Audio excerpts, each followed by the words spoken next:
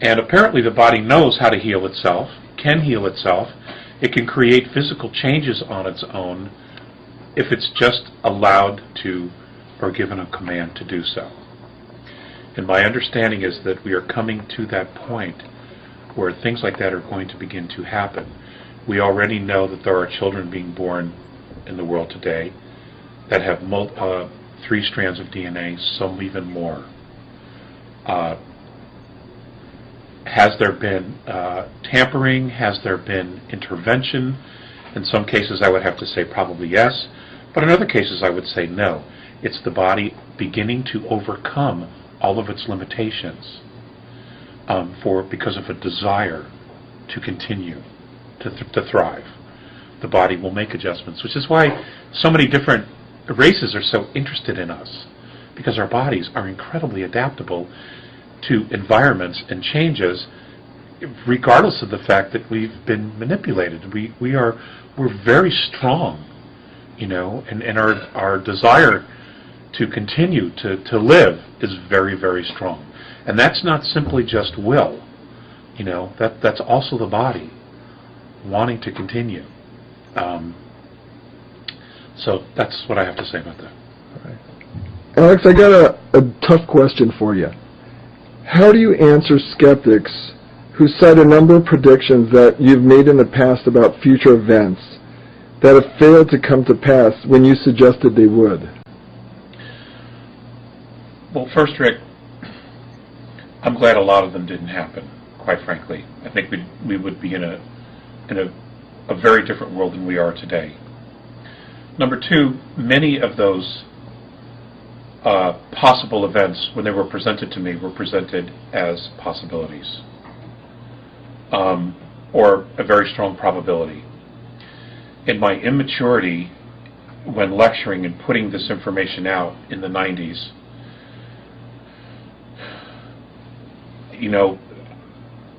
I was running a lot of fear. I was being harassed by governmental agencies. I was being followed. My phones were tapped. There were a lot of things going on. I was losing jobs left and right because I was putting out this type of information. There were a lot of things going on in my life at the time. I'm the only one who could take responsibility for that. If I had to do one thing over, I would have taken those possibilities and I would have presented them more, or try to present them more in a positive light and say, this is a possibility, this is a probability that they said could occur here and here and here. Now I know several of the events did not occur because of intervention. I know that. And intervention is still occurring, okay? And I'm thrilled that they didn't happen. For the others, I don't know. I don't know if it was consciousness. I don't know if people being aware of the possibility of the events and they prayed, they saw a different outcome. I simply don't have that answer. I don't know. But of course it's something that you have to look at, and the criticism is justifiable. Is there one example you can give me of where an intervention occurred that changed one of those events that you had? Nuclear weapons detonation. There's been lots of intervention that has occurred, and I can tell you, as of 4 weeks ago, there was still intervention going on in that regard. And that's a fact. Thank God for it. Now, is it wise for anyone to try to predict future events? Would you do it again, or would you advise anybody else who's in contact with ETs to predict future events, or is that something that you consider unwise at this point? I'm still growing. I'm still learning. I'm still maturing, I hope. As far as wise, what it tells us is that the future is never set, which means to me we can create anything that we want as long as we all, or a majority of us, have a very focused intent. That's what that tells me. And I'm extremely encouraged by that if we can get enough people together to decide on what kind of a future, what kind of a life and planet we want. I mean, this is clearly, the law of attraction at work here. The future's not set. It could also be that maybe these things coming up in 2012 with the bouncing off the galactic plane, maybe if enough of us get really focused and we surround the Earth with enough love and energy, that nothing will happen. I don't have those answers. I just don't. Everybody thinks, God, you've been talking to extraterrestrials for 35, 38 years. You've got all this knowledge. That's true, but I have just as many questions as well. Some of the conversations we've had have been extremely one-sided, where I'm shared information and I'm not able to ask enough questions. So, you're just human. Yes, more so than ever. More so than ever. There's a episode in George Washington's life that has a lot of meaning to you. The third trial of George Washington, his vision at Valley Forge. Why is that so important to you? Well, when I was a little boy, I always had a thing for George Washington.